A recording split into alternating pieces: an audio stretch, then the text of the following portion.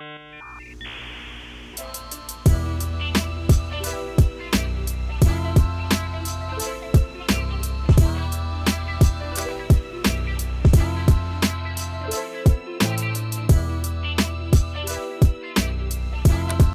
back, everyone, to another episode of the Largo podcast. This one's our Christmas special, episode 56. Finley? It's the Christmas party, the Largo Christmas party. Mm-hmm. We're joined also in the studio by a couple of up-and-comers. Lebar, first and second place opens this year. Keenan Crisp, Harry O'Brien.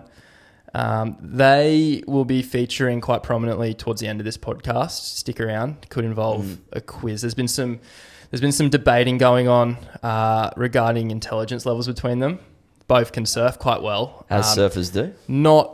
Not known specifically for their brains, we'll say, but they yes. do. There's something going on up there. So we're gonna do a bit of a quiz. There will be sort of problems for the loser, though. There will be some consequences that we're going to keep secret because we're going to move into that for a bit of a YouTube play, and there will be dire consequences. It's not something that you or I would really enjoy doing, so we'll keep that one top secret. But we've hit a bit of a milestone today. We sit here Monday, 22nd of December, approximately 8 p.m, and about a couple of hours ago, we hit 50,000 views on Spotify. Now, I was a little bit tentative to share that information on Instagram because I don't know how impressive that is. It sounds really good. I'm not sure how good it is, but you've told me that it should be a good thing. So do you want to run through some of these statistics that I'm not yet aware of?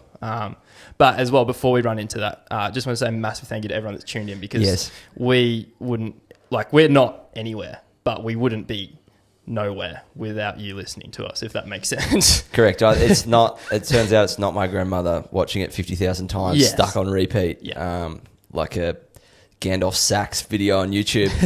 We're actually getting some people out there who are enjoying our content, which is good. So big thank you to everyone. Going through some stuff from our Spotify recap, 2025 recap thingy bob that everyone's kind of getting onto. We were listened to in 34 countries. Mm-hmm. Our top 5, I'm shocked at our 5th one. Yeah. Not shocked at the first couple. So 34 countries in total, as I mentioned. Australia, number 1, no surprise there. Yeah. USA, number 2, again, probably no surprise. Yeah. Number 3 was the UK. Number 4 was our close cousins down over the ditch in NZ. Number 5, no fucking idea what's going on here, Finley. I wouldn't have picked it from a mile away. No. Germany. Yep. Germany. Fucking Germany. Famously, like, a lot of it landlocked. Not a whole lot of surfing going on there. I know there's some river waves that people are surfing. I was about to say the only claim to fame there is the river wave, I think. Yeah, but hey, we'll take it. Sure. We'll take Germany. Our most listened to podcast was, no surprise, Conor O'Leary's wrap-up of J-Bay, I believe. Yes, can I just jump in there, though, and say that is to date now. Jackson Baker is hot in his heels, and I think we could see a little overtaking later on this year. There's already about to be an overtaking. It's our Stab High recap after party. It's very close as well. Oh, is it about to jump? It's about to get the jump. The nose is almost in line with Connor's schnozer as well. This one was interesting for me. Our debut season was more popular than 98% of other news shows. That's pretty good. Fucking put that up on the wall. Pretty happy with that. Let's retire now so we can just keep that stat because I'm worried next year it might be like, you've plummeted 56% more than 2-year shows. That's 98% of new shows. So next year, I'm assuming we don't qualify for that. We're going to have to really step our game up. So let's not retire. Let's keep it going because it looks like it's going in a good direction. For sure. Ideally, we'll keep that up. But to round that out, Finley, big thank you to our audience. Yes. Big thank you to anyone who listens, clicks or taps. It clearly adds up and it compounds collectively towards those big numbers. Yeah. 50 big ones. Let's go for 100, eh? Absolutely. And just to throw in there, we're pretty pumped for next year. Like, it's kind of, this year was almost just establishing a bit of a base, and we feel like we've done that quite well. next year we got all you guys coming along for the ride, and it's going to be a huge season. We got some really just great, crazy additions to the tour coming back. We got all the events lined up. It's a really good schedule. So we're pumped to get into that. But first, a big thank you to everyone, and let's dive directly into some general updates from the surf world, because it feels like a while since we've been sat here. It kind of hasn't been. It's only been like sort of 2 weeks or so, but we've been doing like 2 guest episodes to every 1 me and you episode, and it kind of feels like I kind of missed doing it a little bit, you know. So I've missed sweating my ball bag off in this room with you. Yeah. The Largo studio it does feel like Indonesia at times. Yep. So maybe in the new year we could get some sugar daddies to fund us an aircon unit, some cameras. Any sugar daddies or mummies? What are we looking for? A philanthropist. Philanthropist would be good, but and I've got a list what I'm willing to do. I'm willing to wax his stick. Okay. Polish his fins. Sure. Turtle wax the undershaft of his surfboard. I'm happy to do all these things. Okay. For a new camera setup that costs $2,000. So if that is tickling your fancy, then give us a holler this way. Just jump in Zach's DMs. He's clearly. Oh, not my personal ones. No, his personal ones will do. Sure. Let's get into it. Wesley Dantas and George Pittar. Mate, this thing's still cooking. So about October, I think it was, Challenger Series in Brazil. Mm-hmm. These two had a heat together. I thought, and you thought also, it was pretty clear George won. It was like a round 3 heat or something. It wasn't the pointy end of the draw. And sometimes, man, you say things that are a little bit, left or right. Favoured or one-sided. Yeah. Maybe patriotic. You could see how there could be some bias there. Yes, but we took it to Instagram, made a reel out of it, and everyone jumped on and said, you guys are right. Yeah. Not one person. No. Again, based off our followers and geographical location, sure. No one was like, hey, I actually thought it was this. 100% of the people that commented were in our favour. But there's one person who's taken it as far as they can go. And we kind of made that video in response, not so much to him. We were aware he had made a video, but there's another guy who put a video out that we basically just called him a clown. Pedro, I think, sort of started it though. Pedro Scooby-Doo. Pedro Scooby, famed OnlyFans surfer, big wave surfer. He's got an OnlyFans? He has an OnlyFans. Fuck, well, maybe I can wax his shaft. Okay, well, I don't think he would like you after the comments we've said surrounding him. He doesn't have to like me. I'm still waxing his shaft. He is involved in a bit of a legal tug of war with the WSL right now, who have come out. They've taken aim at some of the comments he made, which he essentially accused the WSL's judges of being racist towards Brazilians. And basically manipulating the scoring to favour the Aussies in that heat. You found some quotes from Pedro. Yeah, so this was translated from Portuguese, which is never I don't trust any translation. Sometimes when you translate things, it goes a bit haywire, but this is allegedly what was said in Portuguese. Wesley Dantas is black, he said. And he said, there is a lot of racism. He doesn't have a sponsor and he's Brazilian. Yep. So not sure why it feels like he's come out swinging and said the racism call, and then just the mic's still on him and people are looking. But he's, when you got to keep improvising. So he's just thrown in, he doesn't have a sponsor. That adds value to the statement. I don't think those two worlds need to collide. Nah. Or have any correlation, right? Well, psychology of the sticker, mate. We've talked about this. But no, I don't think Red Bull's going, that guy's the best snowboarder ever. Turns out he's black. By that logic, not sponsoring him. Jadson Andre has 3 million sponsors and he's not doing very well in the Challenger this year. So I don't really think sponsors have much to do with it. Back to Red Bull and Snow, Zeb Powell, one of the best snowboarders ever. He's black. I don't think he's feeling very racist from X Games and his sponsorships. No. I just think it's a bit of a... You can just lose. You can just lose a heat. And it was pretty blatantly obvious to both of us that that's what happened. Wesley's been sort of coming back a little bit. He had a bit of a stint a few years ago, went into the wilderness a little bit and has come back and has not started surfing really well. He's a really good surfer, but he started putting a few little results together in his region. Got that call up into the Challenger. Pretty sure he's wildcard. And he just lost early, and that's going to happen to half of the draw. You instantly lose half of the draw in a heat, like in a round, you know? So he's just one casualty of that. Yep. George did not win the heat because he was sponsored by Rip Curl or Australian. He won the heat because he surfed better than Wesley. I think Pedro's just lost his mind. Well, is Pedro seeing life through the eyes of oppression, do you think? Or do you reckon he's onto something? Like, I'll happily call out if there is racism involved, but I really just don't see what he's saying. Is he just waking up in the morning going, fuck everyone, I am here to fucking ruin your day? Has he forgotten, though, that, like, we had a Brazilian world champion this year.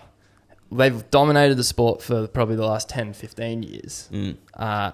I think he's just taken aim at, it must be close friends with him or something. It has no basis in fact what he's coming from. It's just like... It's purely subjective. It's blatantly wrong, essentially. I think he's just lost it. This is the same person who was the prominent figure in getting Ben Lowe removed from the Olympic judging committee, we'll call it, or panel, after he was photographed with Ethan and B. Durbridge on the dock. Where that one I kind of like go, boy, he's like kind of fucked up. But like, I think most people saw it on face value and went, oh yeah, I could see how that like could come off wrong. But I don't think anyone went, that is wrong. It's not great optically, is it? But it takes 2 seconds to go, it's not great optically. But like, are we going to like write about it? Like, I can see why that was a thing. The judges remain, for the most part, unmasked, and they do their job. When you don't hear from the judges, that's when they're doing their job best. You don't want to know who they are. You just want and I'm sure the WSL is the same. You want silence surrounding the judging because that means they're doing a good job. For this, I think if you're photographed with an athlete that's going to be in an event as a judge, I don't think it's good optically. Although it's not the end of the world, and I'm happy in a world where he continues to judge the event. I can see from maybe someone from another country seeing that and going, well, that's just bad. I think that's a lack of perspective because they are incredibly close. That's like me becoming a judge, you going to WSL and just going, well, friendship's been great. Yeah. We're going to have to part ways. Yeah. And you can't speak to me, you can't look at me, you can't do anything because it might be seen as favoritism on another side. Like, I feel like once the whole story got out that they're all from Straddie, like such a small place, a freckle on the fucking map, and they're all there together at this big event, and it was just a humble photo on the dock. Yeah. Not in any like uniform or nothing. It's kind of like you're taking the piss. But anyway, Pedro Scooby, I think he's tripping major ball bags on this one. Yeah, I don't think there's any argument there.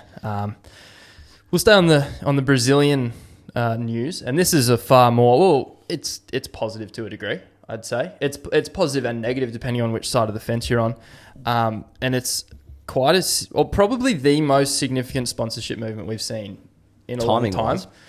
Timing wise, correct. I'd say Griffin to Quicksilver was.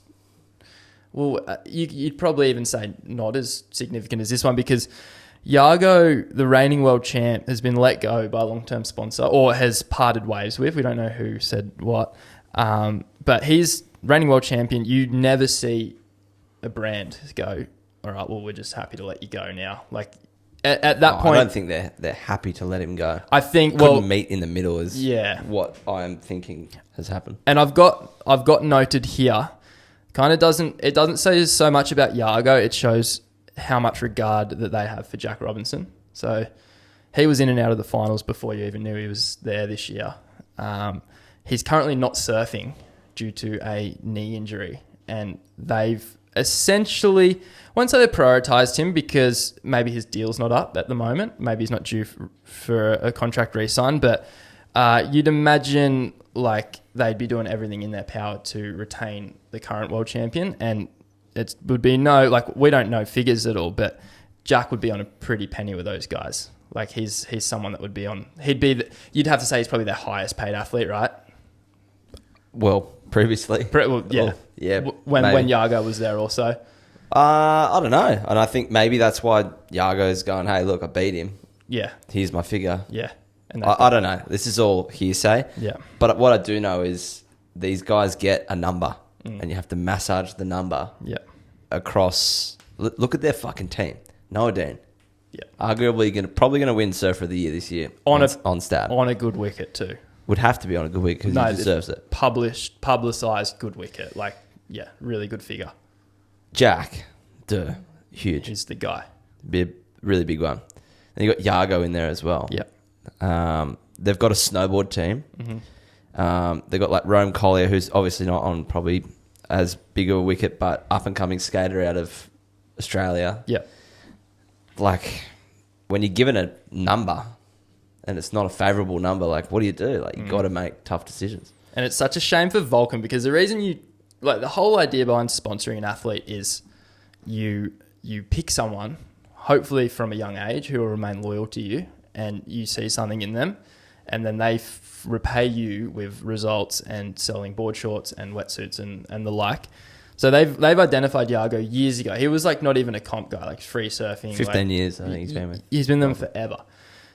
He's been with them throughout that whole time, and then he finally achieves the biggest thing you can in the sport, and then it's it's a kick in the nuts for Volcom and Yago, though. Because Volcom can't now blast that on a billboard. No. They can't put that in the walls of the office. They can't. They can, but it's tainted. It's soured down. So it's a loss for everyone. I'm sure they're not going, oh, thank fuck, we got rid of Yago. No, that's it. Yeah. And it seemed to be a bit of a fait accompli in terms of a what? Given, essentially. Earlier in the year, he was surfing in Portugal with no stickers on his board. We noted that in the podcast. We thought that was weird. According to the Stab article, it was because they've frozen his contract for 3 months. So I'm assuming wasn't getting... Frozen his payments. Yeah, it was... The contract was to finish later in the year, but the payments... Wasn't getting paid. So he's kind of well within his rights to rip the sticker off at that point. He didn't feel the need to represent Volcom, considering at that stage he actually knew and said he knew he wasn't going to be with them. And I think it was essentially, they get to the end of the year, they probably all knew this was going to happen. The relationship was over. And according to Stab, the brand he's going to is not one of the big dogs in surfing. So we're not sure who that is. Fuck, I hope it's Mambo. Yeah. Well, it's not one of the big dogs. And I think... Piping Hot? Given I don't know, Zach. I'd also hope not. I don't think that's a good look for brand Yago either if he comes out with Piping Hot stickers next year. But yeah, I think if he doesn't repeat the dose, it could be fatal for whoever picks him up. No, there's no way he signed a 1 year deal. A multi-year deal. Oh, it'd have to be a 2, 3, 4 No, year that's deal. what I mean though. If he locks in and doesn't repeat this level of success he's having, or at least get close. I'm talking top 10 finishes, which is... the hard yard's done. You can leverage that forever now. It doesn't go away. That's as soon as the year passes, they don't scratch your fucking name off the trophy. No, they don't. He can go to a PR thing at the US as the world champion. I reckon that's a ceiling he went through and it doesn't go back down. For 1 year, he can, but then after next year, he's not the world champion anymore. No, it doesn't. That what I'm saying is to a boardroom fucking boring fucking... Yeah. Okay, but all right, just for the person. sake of this argument, he finishes 15th next year on the tour, right? Then the year after he finishes 20th. Mm-hmm. Then it's panic stations. Then you start worrying because you're paying him, I'm assuming a mozza, to finish not inside the top 10. So there would be... it'd be base salary incentive. Potential, but you'd have to imagine his base salary is extortionate. I don't reckon. To go to a non-big dog brand... I think if you're a big dog brand, you can lure someone for lesser because you have that established name in the industry. If you're going to someone who isn't as established and doesn't have that recognition, I think you have to pay overs for an athlete. I think that's... You can get pretty fruity with it. You can give him...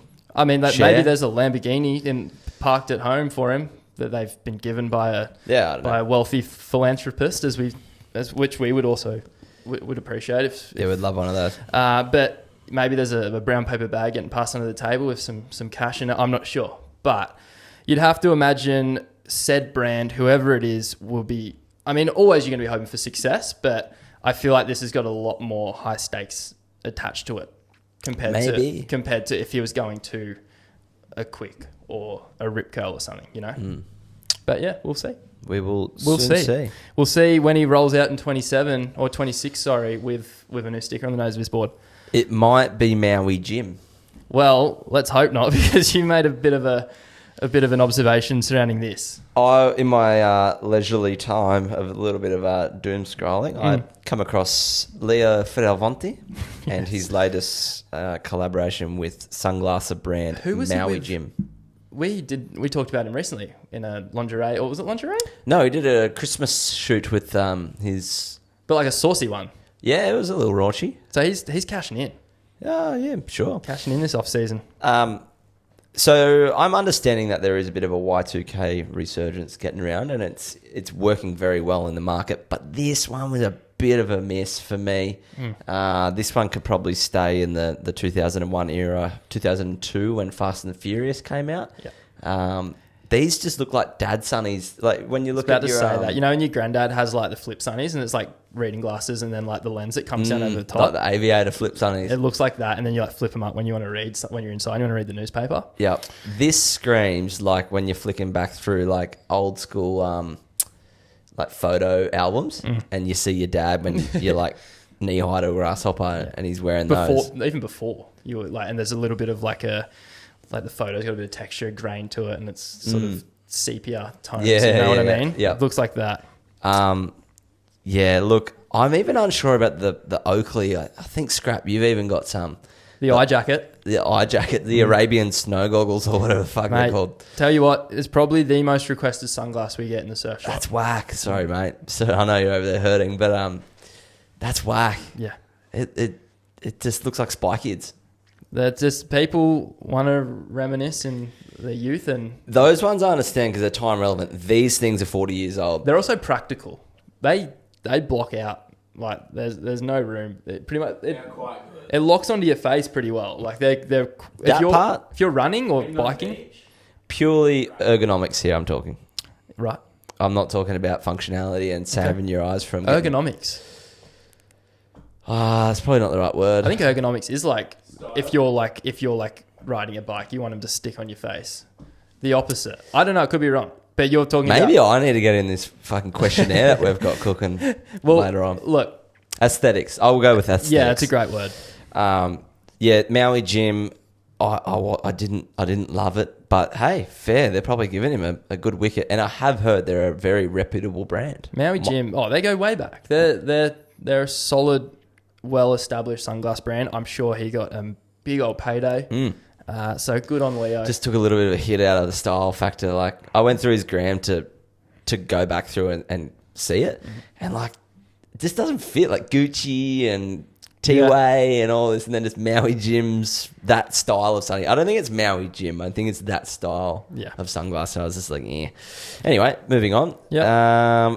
Few event-based things, which, like I touched on before, something that we're really excited to get back into next year because there's a few big events looming on the calendar. This being one of them, we didn't have to wait. There's a fucking CT. Pretty much, yeah. We'll quickly touch on the two events before this because there was we didn't really do a podcast in between. So we had Sunset and we had Haleiwa, both won by Finn McGill. So that's pretty much the only wrap up you need there because he came out and absolutely minced the field. Now, before we get into the finals. Another, I guess, thing surrounding Finn McGill, which we plastered all over our Instagram. You may not have seen it, though, because we got requested that it be taken down later on, which is like, look, fair enough. I'm sure the guy who we won't name because he was genuinely really remorseful in the DMs and I think probably would have been having a bit of a bad time over there. I think when he messaged us, it was about midnight, so I don't think he was sleeping very well. I think he was genuinely just going, I've really stuffed up here. So what you're saying is when you drop in on someone multiple times in Hawaii, there won't be consequences? Well, it was only once. There will be? It was once. He only burned him once. It was just at the end of the heat, they disqualify you. It's a new rule. He Oh, it's not 2 and done. Nah, if you do it at the end of the heat now, and for those people that don't know what we're referring to here, so Finn McGill was in a heat with another surfer. He was coming second, doing it really well too. Got knocked into third on what was looking to be the final exchange of the heat. The surfer in white, I believe it was, he needed a low 7, he got a low 8. Finn moves into third. Finn has priority out the back though, does have a chance to answer back. He takes off on the next wave, which did look like quite a good wave, mind you. The scale wasn't super high that day. Scores weren't, they weren't super, like, what was an average barrel was coming out 6s and 7s, if that makes sense, for pipe. So you didn't have to do a lot to get a big score. Finn takes off in a wave that I think almost certainly would have been the score. He is accompanied, though, by the surfer in blue who takes off as well. Just maybe decided he wanted one last pit at backdoor, which sure. I can't blame him for that. So he's waiting for 4 hours. Just probably don't do it to like one of Hawaii's like favorite sons, or you know what I mean? Like one of the crew that's like literally won the last 2 events, flying the flag. About to be ordained into the North Shore concrete. Yes, like literally get his name written in a pine tree or a palm tree on the front there. He cooks him. Finn has no option but to just essentially get lipped in the head. Blue makes the barrel quite easily. I think Finn would have also getting the score. And then he comes out, sort of goes to the beach. Finn approaches him, shakes his hand, which I was surprised at. It looked like he was almost shaping up to sort of put one on his chin. Didn't do that. Would handled it really well, because I think Finn, more than anyone, would have been spewing. Like he would have been looking to go 3 on the trot here. Like, do you win the first 2? Like, you just go, well, may as well win all 3. The guy then, essentially they part ways on the beach. We post a reel highlighting the incident. We get a DM at about 40,000 views saying, hey, can you take this down? I was like, look, I don't want to cause you any more trouble than you've already had. Like, I don't want to be responsible, even though like he stuffed up. I don't want to be the guy that's like riling crew up and like getting people against him. Like, this is not our job here. So I took it down. But that's a shocker. What are you doing there? Are you throwing down? Do the crime. Do the time, my brother. Are you threatening on the beach? Like, are you throwing down? Nah, but it'd be a stern coachable lesson of like, mate, you're fucked up. I don't condone violence, but I condone a stern finger point. Yeah. Like, really, like 1 inch from your nose. Yeah. Saying you've just cost me this event. Yeah. That's how I'd do it. But I couldn't fight my way out of a wet paper bag, so I would never start something like that. And the whole problem behind the incident is like, Blue was never ever making the heat, so he didn't need to go the wave. It was like, that was the thing that stuffed it up. Like, blue and red. Blue was going to run out of time. He didn't have priority. The next wave wasn't going to come in time. The only person that could have conceivably got the score on that wave was Finn. Mm-hmm. He butchers it for him. So I'm sure he had every 6'4" Hawaiian coming up to him and giving him a piece of his mind after that. So I think that's it. And even in the reply that I said to him, I was like, bro, you just got to give Finn a wave next time it's bombing at Chopes. Like, that's the payback, I guess. I think it's more than one wave. Maybe 2. I think it's a wristy for sure. Finals though. Let's go to the finals, because like you touched on before, this pretty much just like, you could, at worst, this is a Challenger Series event. Maybe you could like a lot of CT caliber guys. This is the fucking weirdest event I've ever seen. I'm just calling it. Like, Jamie O'Brien in the opening round of like 128. No, 96. 96. Jamie O'Brien. Which they created for this event. They just went, sure. Yeah. Like, does that mean at Burleigh, the Burleigh QS 4000, there's going to be a Burleigh Board Riders, like, opening round of 96? You'll have Tezza in there. Tezza's Champ, morning report. Everyone. Yeah. But no, genuine question. Like, are we just ripping the lid off now? Like, we just open up a round everywhere we go? Well, I feel like I'm just calling out. Fucking Hawaiians get whatever they want. Yeah. Well, when it comes to WSL, they get whatever they want. I think this probably was helped by the sponsor of the event. And I'm not calling any racism judging or any bullshit. No. I'm just saying, like, there always seems to be a little bit of like, hey, you're coming to our turf. Yeah. We want like an extra wild card or 2 or 3 or 4, it seems like. Yeah. Like, are we going to share that love around? Like, at Margie's, do we get 4 Aussies in? Well, it's the birthplace of surfing. Does that not? Peru was. Peru? Peru is the earliest indications of surfing. All right.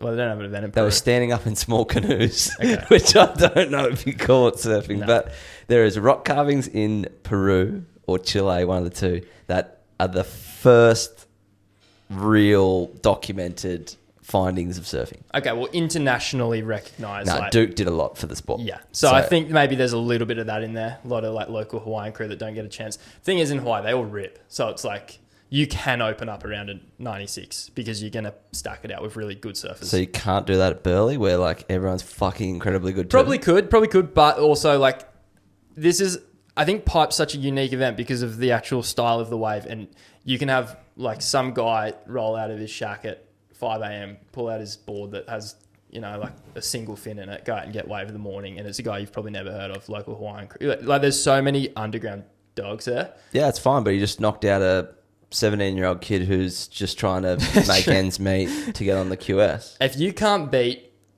the 45-year-old bloke that rolled out of his shack, The 45-year-old bloke who's got 4,000 more waves than you at one spot where you just go left or right. Be better. Priority heats, man.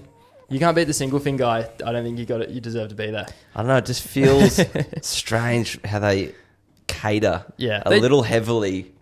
I love the respect. If I was Hawaiian, I'd be like, yeah, fucking no shit, bruh. But it just, on the outside looking at it, always feels like, I'm always like, oh, guys, like, can we dial it back a bit? Yeah. I don't know. Well, I can see that for sure. And let's run through a few of the notable names in this comp.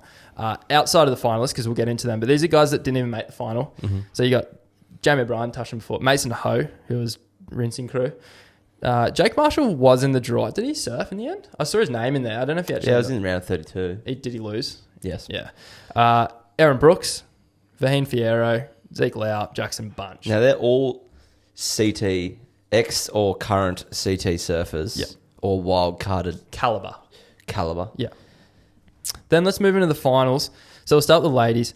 Iwai Wong. Is that how you pronounce that? Iwai Wong. She got fourth place. Mm-hmm. Local Hawaiian girl. Ruby Berry from Australia somehow snuck her way into this draw. Yep. Got third. Yep. Pretty impressive. Very. Surprised an Australian got in there with all the Hawaiian flags. Probably a little bit easier on the girls' side. I can't imagine it's as sort of full.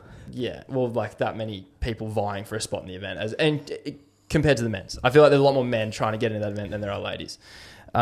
Second place, Gabby Bryan. Mm-hmm. Really good year on tour. No surprises to see her in second. And first place, the queen herself, Carissa Moore, comes back from a hiatus. This is pretty much one of her... Like, she did compete in the other two events. It's her first event back at sort of like a CT stop, though. Fuck, lucky she got those extra 2,000 points. Look at the four women in that heat. Two fighting for the yellow jersey this year. Ruby Berry, I don't think has ever done that well in a QS. Well, she's in Australia. She's not clocking points here either. You can't clock points in another. Sure. And Ewe, who's on the Challenger. Like, is that not the weirdest fucking final? Nothing against anyone. Yeah. But it's like, how is this happening? Yeah. It's a QS 2000. Well, it's not. It's actually, if you look at it this way, it's a QS 1120 because that's how many points were on offer for Ewe, who came fourth. That's as most She's points. the only one that could who are points. Needing the points. Yeah. It makes no sense. So let's, again, move into, because I got a bit of a spiel to come with afterwards. So the men's, we saw Eli Hanneman taking it out. In very impressive fashion. 17.10.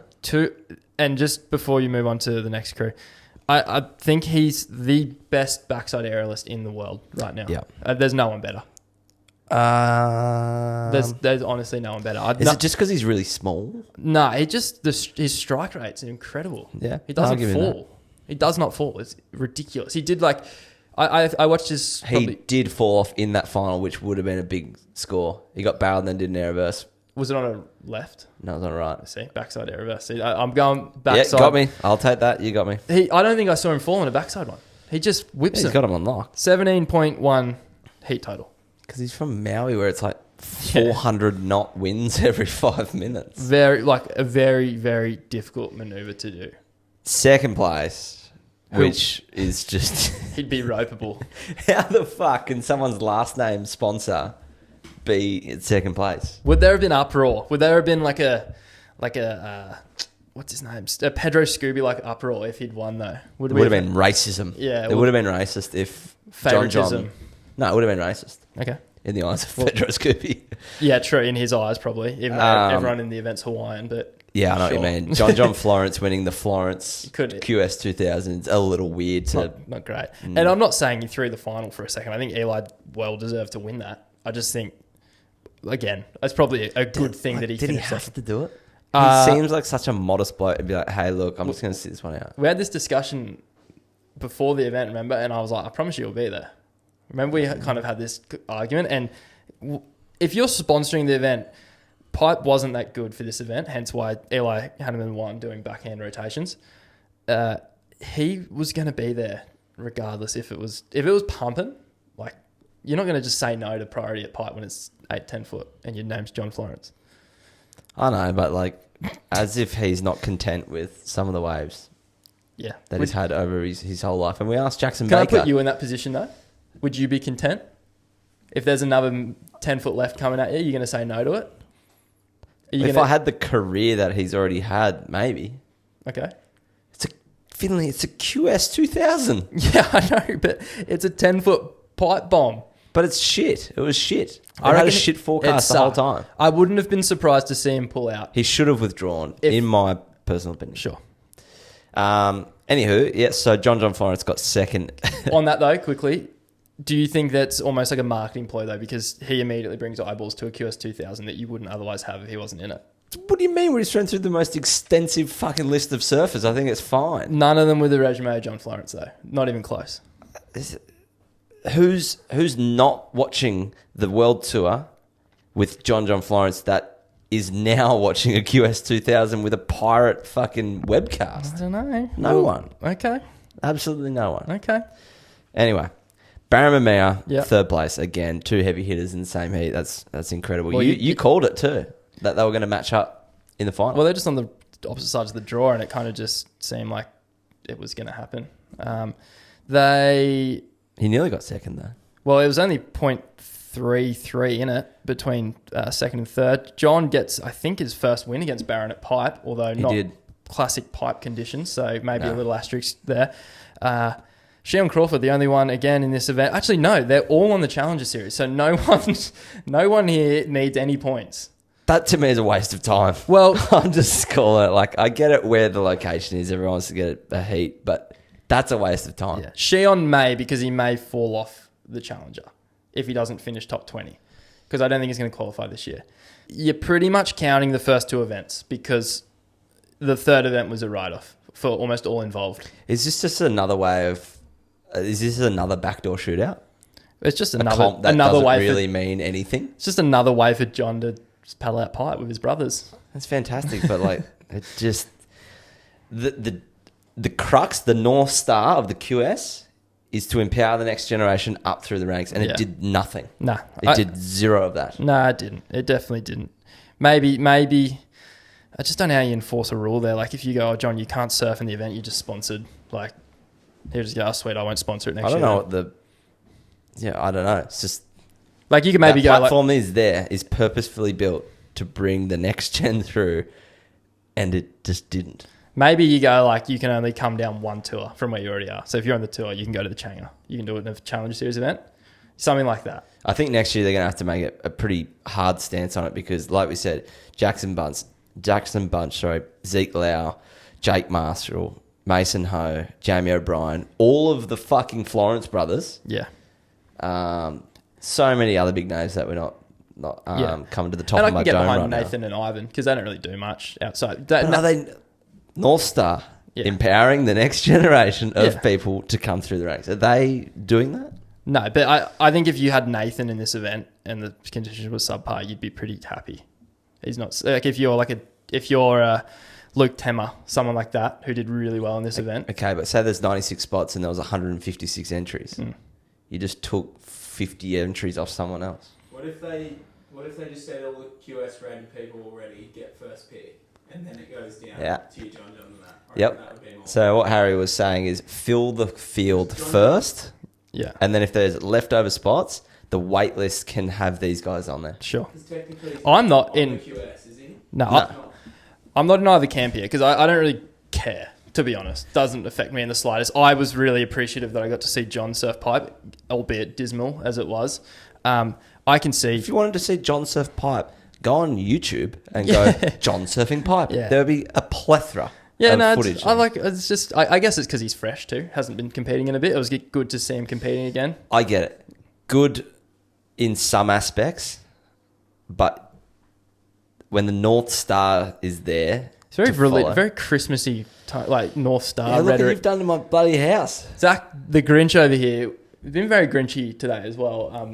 We got Santa put nicely in our stand here by Zach's mum, and Zach threw it on the floor before, I made him bring it back up. On the Grinch. One thing that was interesting out of the event, though, the broadcast was hosted by WSL's YouTube, but it was like a backyard TV kind of setup broadcast. They were crossing to Nate and Ivan. Like there was like Kaipo and Rocky Cannon who made probably, I'm assuming, a really bad blunder during his time in the commentary booth, plugging a gambling company while he was doing the broadcast, and they went silent as little church mice. He said it and went like just nothing, and then kind of like pulled it back and was like talking about odds, and he was like, yeah, like through to the like on the event.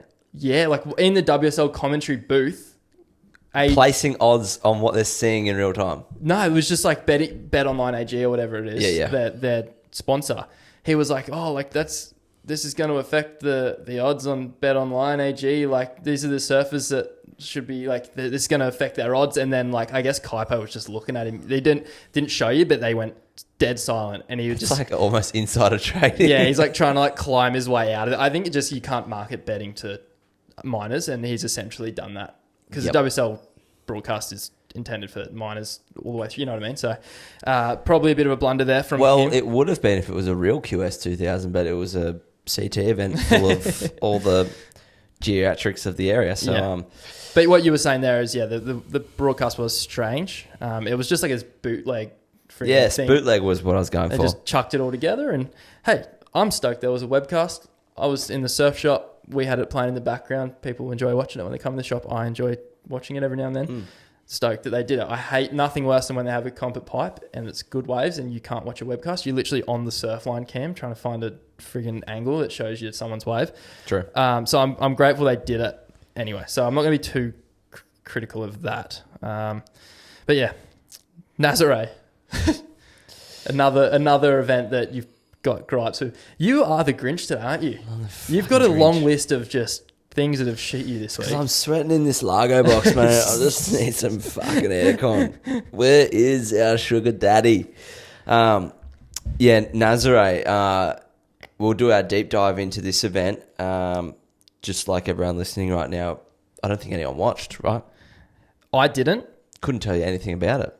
But something happened. I didn't watch it, although I have been told by someone of good authority these things generate more money for the WSL than a CT. Sure. So who?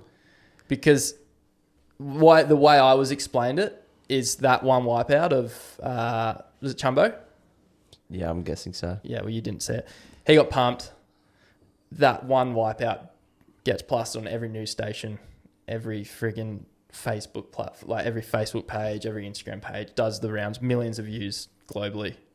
And that all generates interest back into the WSL you're not targeting it at your core audience, which I guess whereas me and you, that's where non-endemic. That's where we get off the bus because we don't really respect to the guys that do it because I don't want a piece of that. It looks horrific. It looks just, it's, as far as big wave surfing goes, it doesn't really, it gets me like anxious to watch it, but it's not like a Jaws wave where like it's genuinely like, oh my God, like that's despicable. Like if I can, I'm never ever going to surf a wave that big ever, but if I can like kind of look at it and go, oh yeah, I reckon I could do that, I won't do it.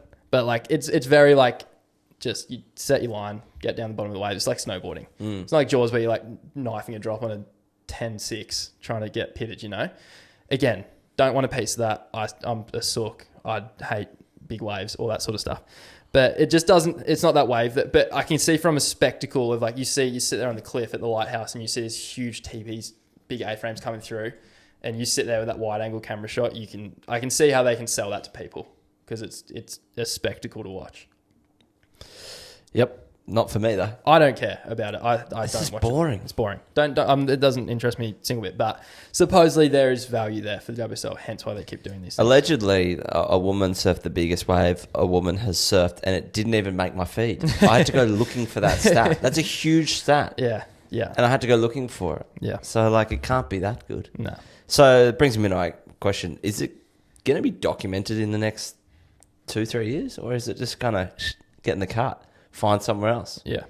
I think the reason it gets so much attention is because it is a spot that can generate a wave bigger than just based on I think it's bathymetry, the bottom contours. Oh, God.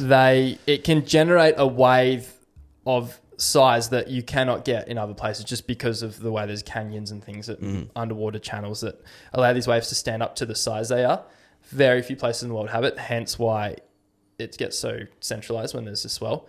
I did see like a surf line or someone talking about what is hypothetically the biggest wave you could get. And I think it's Cortez Bank. And like, not that it's necessarily possible, but theoretically you could have 1,000-foot wave at Cortez Bank with a big enough swell. So like that, the way that reef, because is the town just washed away though? Well, no, Cortez Bank's like, it's out the back way away. So the way it's all shaped and stuff there, you could have 1,000-foot wave on that shape, but you need like a 200-foot swell, which is just like you can't get it. But theoretically, that setup there can handle that. Right. Crazy. Okay. I'll go wax up my new stick. But I just think I don't see much longevity in that wave. Yeah, sure. Especially like it's just whitewash on top of. It's like a jam drop biscuit, like a little bit of fluff on fucking top of this big body of water. It's not top to bottom. You never get to the bottom of the wave, it seems like. It's like you're always like, the bottom of the wave's there and you can never quite reach it. But what did you do to get to the bottom? Fucking nothing. You just went straight, and it looks like bombing a hill on a set of 1998 rollerblades, and they've put 50 speed bumps along there. It just looks like so mundane to go straight, but catastrophic if you fuck up. Yeah. It's just, I don't get it. It's a weird kind of a boring but catastrophic consequence. I don't know. I can see your point. Weird. Anyway, on a lighter note, should we go into top 10 of the year for surfers? This one may seem on the top that it's a left of centre pick, but I actually really don't think it is. In terms of my sort of fifth place pick, although not really ordered, but I've got him in sort of some form of order here. Winter Vincent, he's someone I've got massive raps on. Now, he hasn't done anything overly spectacular this year on the Challenger Series. He's kind of middling, and he's sitting 10th. I don't even think he's accessed 80% of his ability yet on the Challenger Series, maybe even less.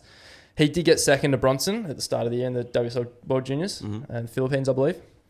And that final, we remarked, was probably the best junior heat we've ever seen. Yep. Nearly one of the best heats ever, like in terms of just both of them going hammer More and tong. exciting than most CT heats this year. It was incredible. And it's actually, he's kind of bettered Bronson on the challenges this year without doing too much. He's sitting 10th, and I think he's tour ready. I think his air game is what he's been most well known for. But if you go on his Instagram, you ever scroll through, his rail game's pretty much as good as it gets. It kind of looks like a cross between like Geordie and Julian almost, like that combination of guys.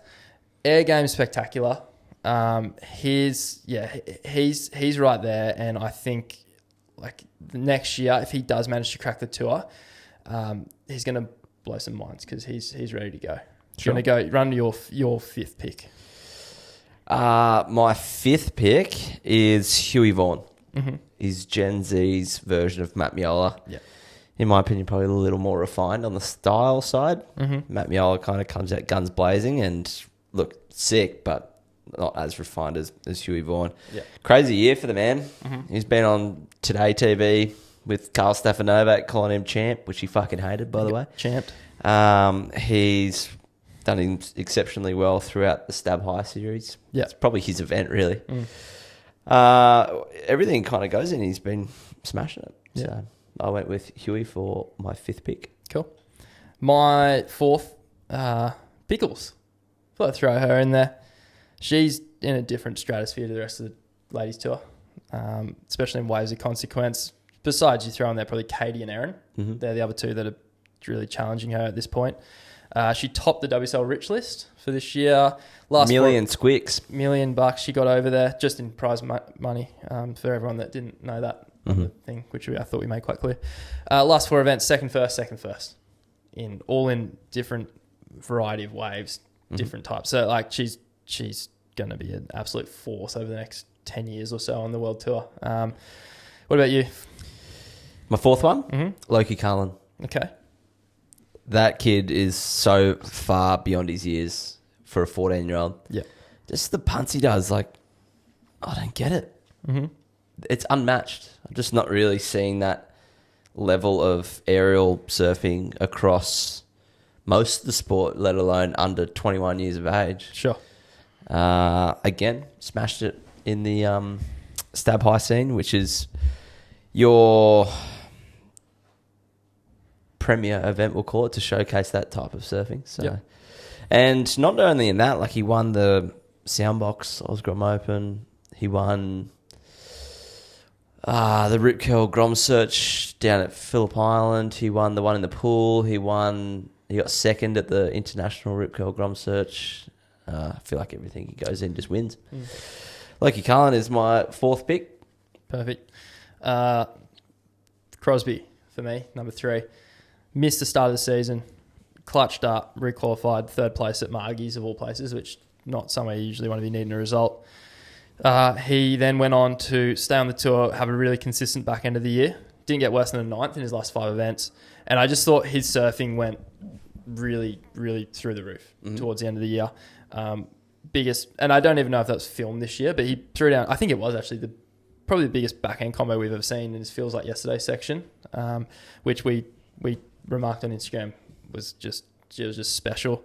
I think next year's tour he's going to be fighting it out with his brother right at the top end of the rankings. He deserves it. Yeah, he fucking rips, and a bit like Ethan. Yeah, probably hasn't hit that trophy cabinet He's coming. Should reflect for sure. He's coming, and we will do a big pre-season preview like we did this year. So we'll save that for then. But yeah, I've got big tickets on him. Number 3 for me, Finley, was Jai Glindemann. His efforts in free flow proved that he's not just like a stylish surfer who knows how to do a down carve at Lanks Point. He's got big cojones, big melons hanging from his scrotal area. Displayed in Surfing Fiji in XXL size. I don't think many crew kind of saw that coming. No. Like he's called Pup for a reason. Yeah.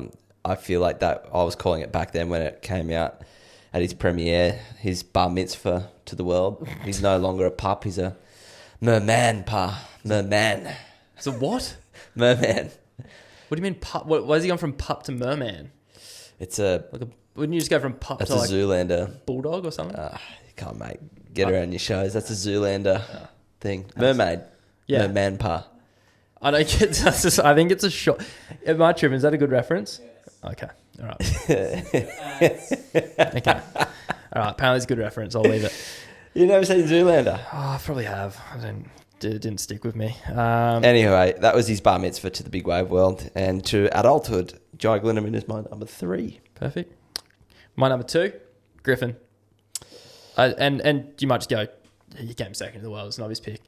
I just think he had some of the more memorable waves on this year's tour, specifically the CT at Margie's. Fucking Barry Crocker of a start though. That's my next point. Surfed his way to second place at Cloudy in the final series after many feared he wouldn't make the cut. Had an absolute melt. I think his brother was ahead of him at one stage on one event. He had an absolute shocker. Last five events of the year, they were second at Margs, third at Trestles, second at Brazil, third at J-Bay, second at Chopu. So if you look at that resume of waves there, he's being ultra consistent in quite literally every single type of wave. Well-rounded. You can get. You've got a big A-frame peak over sort of rock at Margs. Third place, most high-performance wave in the world, Trestles. Second place, Brazil, short, punchy beach break. It's a left mainly. Third at J-Bay, long roping right-hander. And then second at a big throaty left. Mm-hmm. Like, it's impressive. Your number two? My number two is Clay Marzo. Sure. Got a soft spot for Clay. Haven't really seen too much of him over the last, we'll call it 5 years. Mm-hmm. He's pretty mythical in that sense. He's mythical. But watching his Snap 5 section, just those like Occy-S pig dogs, like where he doesn't grab the rail, he like lays back into it. Yeah. Fuck, there's not many crew that can do that. And he's got him on lock, and he's got the throwaway, pretty much just throws the fucking surfboard at the sky. Mm. The camera almost turns off, and you just see him ride out like 5 minutes later, layback kind of thing. So, yeah, I don't know. I feel like Snap 5 was the perfect film to be like, remember this guy? Mm. Like, not that he's really gone anywhere, but like he's just kind of comes in and out of the spotlight, throughout different times and different places. So it was really good to see his section and see that he's still fucking doing mind-boggling stuff on a surfboard. Yeah, for sure. My number one, and again, obvious, but Yago. I just think consistent all year, every wave, every tour stop, pretty much. I think he had two, like, kind of semi-shockers, but other than that, it was really good everywhere. Finished the year, yellow jersey, and then just didn't even look for a second, like he wasn't going to win the title. I think it's unfair to not give him number one for me this year. And he also, just in his free time, made the finalist stab high, just for shits and giggles. Got Monster Air as well. And one Monster Air. So can do it in the free surf realm and in the comp realm. Yep, fair enough. I went complete opposite. Well, yeah, not in the comp sense. He didn't win any events this year, but he's still my favourite, and it's Bronson Matey. Yeah. Oh, is there anything he can't do? What was that? It was the little exhale at the start. You got a little man crush in it, don't you? Yeah, fucking hell. We have glazed him quite openly on Instagram, and for good reason. Exactly my point. We had a meeting saying we need to stop. We actually said bukkake onto him, and we can't stop because it's just whenever he surfs and there's a camera around, he's like drops like a viral clip, and I love speaking to him. He's just like, yeah, it was sick. Yeah, just super cool cat. Yeah, I love it. Yeah, I love it, and that's my top 5 picks. That rounds out our best of the year picks. Sure. Now, we have alluded to this for several weeks now. Yeah, it's ripped the Band-Aid off. It's been sat in our email inbox for weeks, and we've been treated to a song. Theme song written by quite a loyal follower of ours. He's been there from the beginning. Yep. Adam. So he's written us a song. It's called Adam's Song, and it's Blink-182. It's not called that. We're gonna pull it up on our phone now, and we're gonna chuck it in the mic, and we're gonna react to it as we hear it for the first time. We haven't opened the file. We actually have no idea. I'm actually nervous. This could be some of the most just horrific stuff. Like, it could be anything. I don't know what it is. Like, it could be literally as good as Adam's song, Blink-182. It could be as good as that. And if it's that good, the next time you listen to this podcast, it's going to be smack bang at the start. Yeah. And we're just going to play it every week. Yeah. But we'll see. We're harsh judges here, and we're gonna give Adam's song a run. If it's that good, I'll upload an Instagram video of me surfing to it. Either way, Adam, you're getting merch. We're gonna send you some merch because I think you've been pretty supportive like the entire time. You've always been right there from the beginning, and to have put your time and effort into two morons doing a podcast that you listen to hopefully like once a week we're pretty frothing on that. So we're going to be flinging you some merch that we've got. So let's hear it. Yeah, let's chuck it on. All right, this is the oh my god feeling goes for 2.5 minutes unless he's talking before it. That's fine. We can trim around it, but Let's go. Our intro songs only need to be like 15 seconds. We should have given him that information first. No, it's not. He's just done it out of the goodness of his heart. He wanted to celebrate all things Largo. I think from what I'm guessing and what I've sort of been told, it's sort of a bit of an anthology of our year today. Okay. Yeah. All right. This is the grand unveiling of the Largo song. About take 5 by now. This is the dodgy ass version of the Largo song. Maybe some lords can put it to some tunes because there's plenty of musicians out there. First heard them on Lip, then found them on Instagram. We got some half decent content in amongst all this Pam. Doom party Largo. La la la la Largo. L-A-G-A Largo. If you're grinding the Kiwi, crappy beach bikes and fans, then listen to this potty and they'll teach you to dance. Largo. L-A-G-A Largo. La la la la Largo. When they're not smacking lips in the pub, surely they're sending sponsor me taps for some stickers and teas. Get 'em Largo. Get 'em on the flow, Largo. L-A-G-A, Largo. This is incredible on every level. They're not the world's most sensitive guys, but when Connor won J-Bay, they both dead set cried. Largo. Sensitive new age, Largo. La la la la Largo. Zuck sucks down brews and gets words wrong. Tries to think of words to his favourite song. Complains of ingrown toenails and sand in his jocks. Finlay keeps him in checks and he pulls up his socks. The boys are drinking beer from whoever gives him coin. Just like the better beer from the inspired unemployed. Gotta pay bills, Largo. Gotta pay the bills, Largo. La la la la Largo. Oh my goodness. Advice on financials, mortgage lending schemes. They're gaming the system to survive any means. No pretty face, Largo. Wow. Not just pretty faces. La la la la Largo. They go to stab high. Watch the air guys fly. After party lords. Checking zebras and swords. Now they'd never seen a party like this before. Got to 3 a.m. They were running for the door. Dane Henry matching Curran, Leno bringing back the biff. The straight-laced pros never even sparked up a spliff. The boys from Largo. Don't tell Huey though. Oh my that God. Interview though.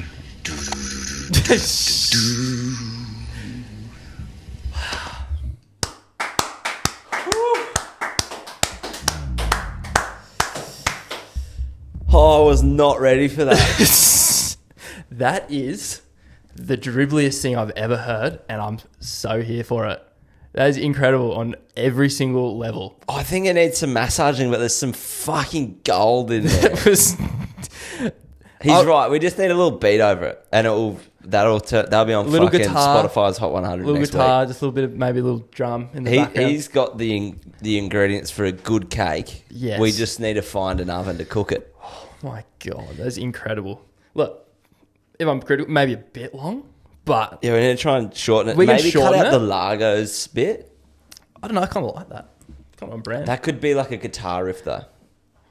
It could, yeah, it fully could. Maybe because he's sort of adding ad libs as he goes. Oh, yeah, this is the perfect song to put over us surfing.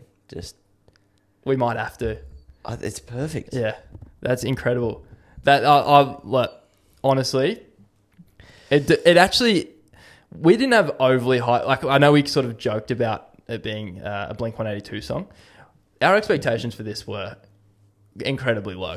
We weren't overly sort of hopeful of that. Was defied expectations. Look, I think, and he probably wouldn't mind me saying this, like obviously the singing was a little off tune and out of beat, but the lyrics are fucking bang on. The lyrics are actually bang on. I love, and you can tell like he's a dribbler. Like he's listened to every episode. You can That's tell. what I mean. Like, yeah. the shit about me was fucking spot on. Incredible. You're getting some merch. We're sending you some merch your way. We've got your.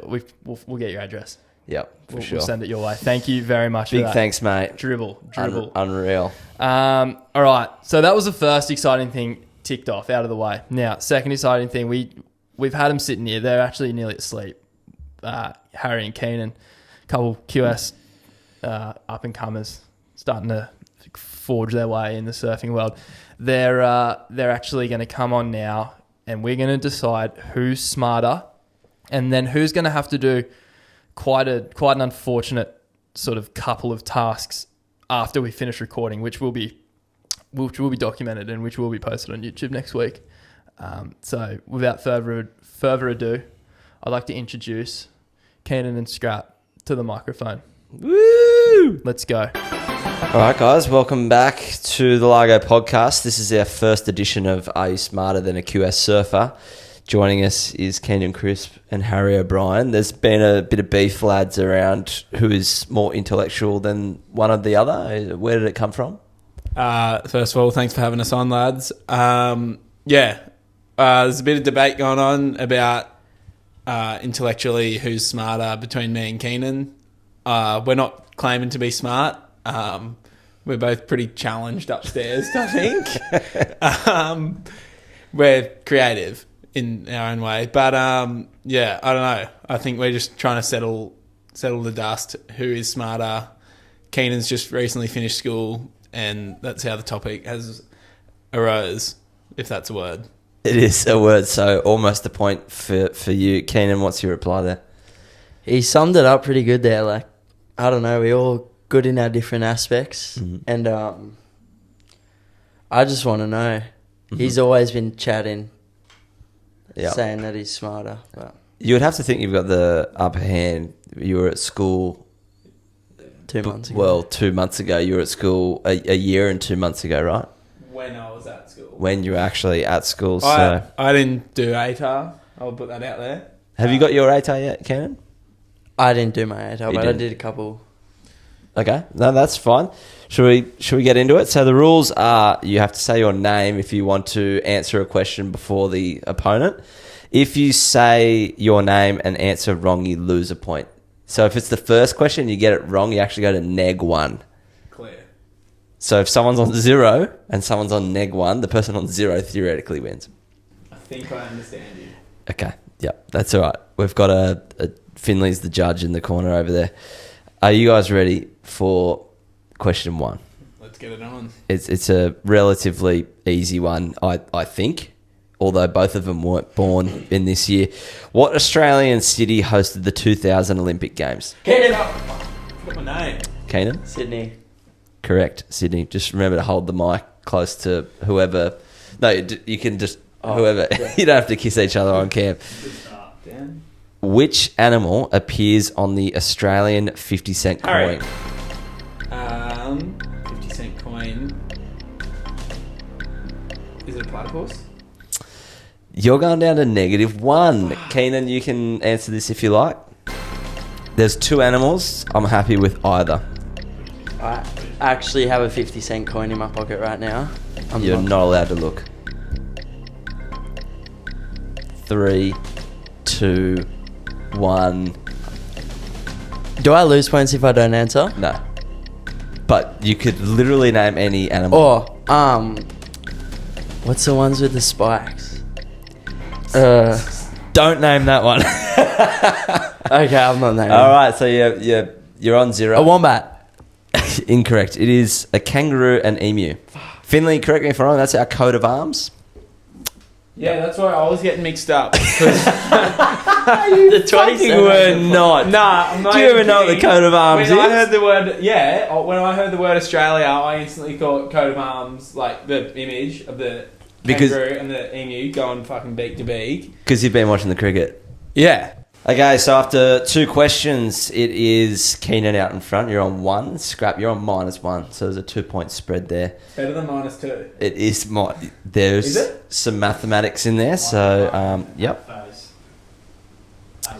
Okay, so question 3 is what does FIFO stand for? Harry. FIFO is commonly abbreviation used in fly in, fly out. Correct. If I am correct. Yes, it is mining, predominantly mining work. FIFO. Fly in, fly out. Yeah. You answered the question, so you got it right. Yes, Keenan? In the HSC business studies thing, we learned FIFO actually is first in, first out in a business term as well. So I've already got the point. I'd love to give you an extra one. I'm sure we could all come up with what FIFO could be abbreviated to, but in this term, for Australian work culture, I probably should have added that in. It is fly in, fly out. Yeah. Okay, so we are on 1 and 0. Keenan, you've got the 1, you're on 0, Scrap. Are we ready for question 4? Yes. Which sport uses the terms try and conversion? Harry. NRL. Fantastic, yes. National Rugby League. All right, you got that one right. That was a piss take, that one, so we'll... If I didn't get that one, I would have punched myself very hard in the head. Okay, another sport one for you. How many players are on the field for one AFL team at a time? 17. Wrong. is it 19? Also wrong. In between is 18. 18 players. It is 18 players. What planet is known as the red planet? Keenan. It was Harry. Mars? Correct. Is that named after Mars bar? Take the point straight back off. So we have Keenan on 0 and Scrap on 1. Next question is, what gas do humans need to breathe to survive? Keenan.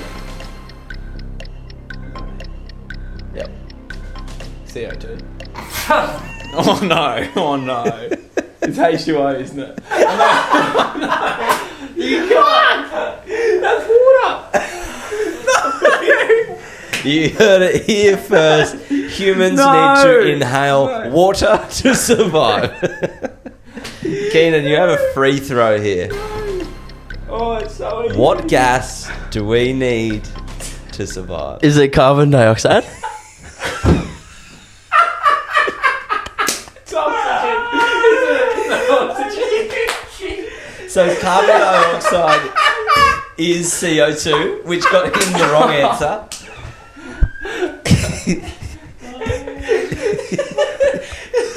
It's a joke. The answer is oxygen. I think the trick here, what got the lads, was the word gas. Yeah, you can't. You're supposed to say air, aren't you? Well, it is a gas. It is a gas. Well, okay. Fuck.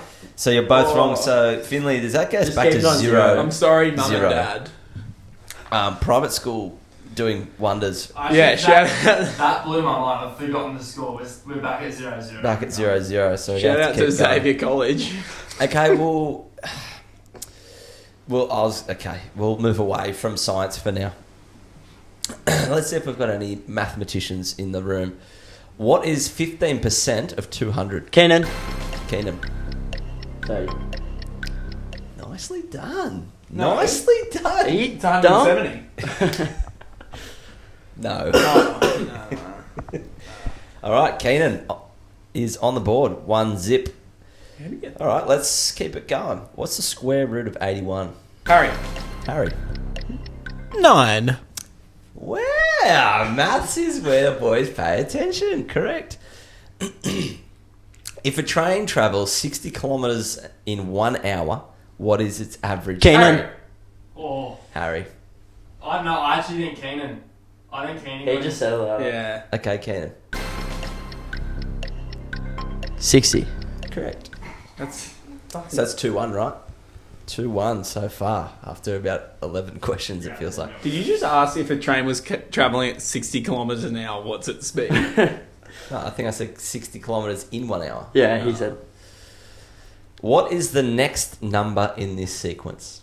2, 4, 8, 16. Keenan. 32. Nice. He's fucking a mathematician. Okay, so the score is 3-1. Let's change topics. What social media platform was originally named Musically? Keenan. Harry. TikTok. Correct. If GST is 10%, how much tax is added to a $50 item? Harry. $5. Correct. What ocean lies off Australia's west coast? Harry. The Indian Ocean. Correct. 4 to 3. Let's just go first to 5. I reckon that makes sense. All right. If you overtake the runner in second place, what position are you in now? Keenan. Can you please repeat? No. You got to answer. You're in second. Yep. Correct. Oh, this is the tiebreaker. I feel like, how do we do this? Because we're just going to say it straight away. No, but you can't. Well, you get it wrong. Oh, Theoretically, the other person wins. yeah. Yeah. But it's just whoever's going to be fastest. Not if you get it wrong. Are you ready for the last question? Yeah. What part of the cell contains DNA? What part of the cell contains Harry. DNA? I don't know why I said my name then, but fuck it, gonna go out. Fuck. Is it that little spirally thing? If you can name it, then let me know. The membrane. DNA. I should win. Both lose a quick. I should win that. No, you should just keep it on 4, really. Yeah, just keep it on 4. If we want to get out. Okay, do you We'll want to... keep going down. What part of the eye controls how much light enters? Harry.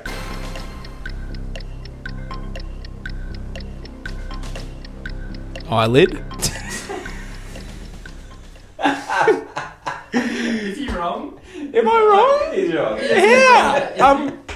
What? It's not a bad. Okay, so it's 3-4. I'm not That's a trick answering. question. I'm not answering. Okay. That's a bitch move. It's 4-all right now. The next question will win. Are you ready for the last question? Which desert covers most of Central Australia? Keenan. Keenan.